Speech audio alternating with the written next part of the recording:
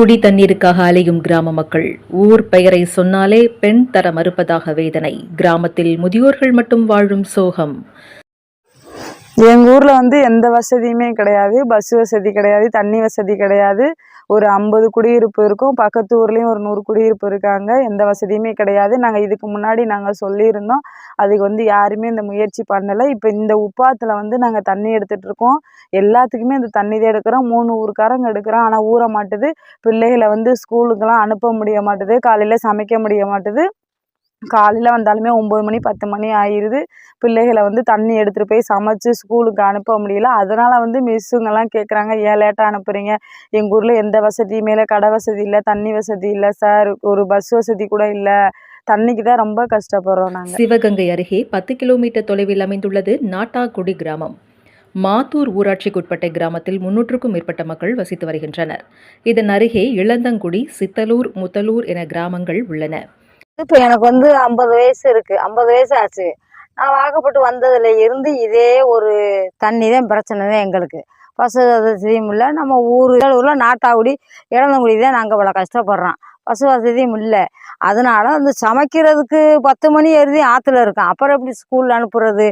அதனால எங்களுக்கு கஷ்டமாக இருக்குது. எந்த வசதியுமே இல்லை. ஒரு வசதியும் இல்லை. நான் 50 வயசு ஆயிடுச்சு. இப்போ என் பிள்ளை குட்டிகளும் பேர பேத்தி எடுத்து அதுகளும் கல்யாணம் பண்ணி கட்டி கொடுத்து அதுகளும் பிள்ளைகள் ஆயிடுச்சுங்க. நாட்டாக்குடி கிராமத்தில் கடந்த 3 தலைமுறைகளாக குடிநீர் வசதி கிடைக்காததால் குடும்பமாக வாழ்வாதாரத்தை தேடி வெளியூர்களுக்கு சென்றுவிட்டனர். இதனால் இக்கிராமத்தில் தற்போது 35 வீடுகளில் முதியோர்கள் மட்டுமே வசித்து வருகின்றனர்.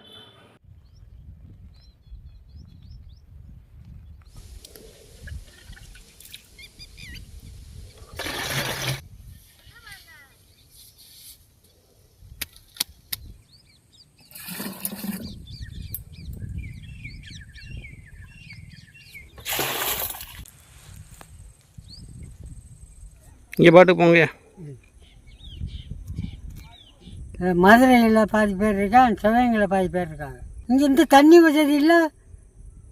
அதனால இந்த தண்ணி வசதிக்காகத்தான், வேறு ஒன்றும் இல்லை. விவசாயம் பண்ண முடியல. தண்ணி பிரச்சனை தீர்ந்தால் தானே. இல்லாட்டா இருக்கிறவனும் போய் சேர்ந்து எங்கிட்டாச்சும் போக முடியாது. பிழைக்கிற ஒரு தண்ணி இருக்கிறத பார்த்து நாங்கள் என்ன செய்கிறாப்புல இருக்கீங்க? விவசாயம் இல்லை. இந்த தண்ணி இல்லைன்னா நான் எங்கே போய் என்ன பண்ணுறது? ரேசாரிசியை வாங்கி எப்படி எண்ணெயா பண்ண முடியும்? எப்படி இருக்க முடியும்? சுமார் அது 60 குடும்பத்துக்கு மேலே இருக்குயா வீடு. இப்போ நாங்கள் இருக்கிறது ஒரு 60 பேர் கூட இல்லையா. ஆள் இல்லை. பூரா முதிய விதவைதான் ரொம்ப இருக்குது.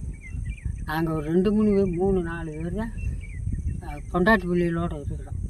அப்புறம் பூரா விதவையாக தான்.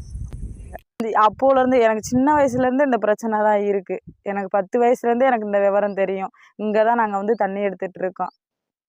அதான் ஒரு 50 வீடு இருக்காங்க. 50 பேருமே இங்கே தான் தண்ணி எடுத்துகிட்டு இருக்கோம். பக்கத்தில் ஒரு 100 பேர் இருக்காங்க. அவங்களும் இங்கே தான் எடுத்துகிட்டு இருக்காங்க.